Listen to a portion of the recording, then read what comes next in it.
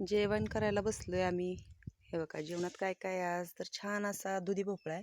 पण दुधी भोपळा मी आज जरा वेगळ्या पद्धतीने बनवलाय. म्हणलं सारखाच बनवते मी कशाचा, हिरवी मिरचीचा असा. पण आज बनवलेला आहे एसराचा, म्हणजेच काळं तिखट असतं. तुम्ही काय म्हणता? आम्ही आमच्या गावाला येसूर म्हणतात. आणि मग त्याचा बनवलाय मस्त असा कांदा, कोथिंबीर, थोडंसं शेंगदाण्याचं कूट, येसूर घालून. आणि गणेशच्या डब्यासाठी छान असे छोले बनवले होते. छोल्यात पण थोडंसं नॉर्मल शेंगदाण्याचं कूट टाकलंय, कारण मिळून यावं म्हणून. नाही टाकत खरं शेंगदाण्याचं कूट, पण का त्याला टॅमॅटो वगैरे असले की मग जरा अशी भाजी छान होते, ग्रेव्ही टाईप. आणि इकडे छान चुलीवरच्या भाकरी, शेंगदाणे घेतले तसे छान खायला भाजलेले. आत्याने घेतलंय छान असं दही. आणि माझा आहे उपवास, त्याच्यामुळे छान अशी आत्ताच आत्याने बनवली साबुदाणा खिचडी, मस्त हिरवी मिरची, भरपूर सारं शेंगदाण्याचं कूट घालून बनवलेली चुलीवरची मस्त साबुदाणा खिचडी. तर असं आम्ही दोघी आता घरीच जेवण करतोय.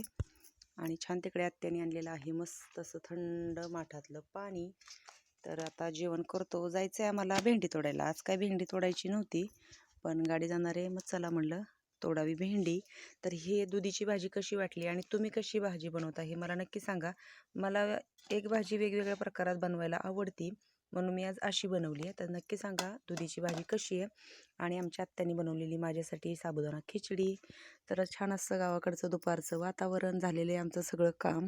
म्हणलं चला घरीच जेवण करूया. ते घेऊन हे जाण्यात वेळ जातो, म्हणून मला जेवण करावं आणि मग जाऊ भेंडी तोडायला. तर चला या जेवायला सगळ्यांनी. तर अशाच एका भेटूया पुढच्या व्हिडिओमध्ये.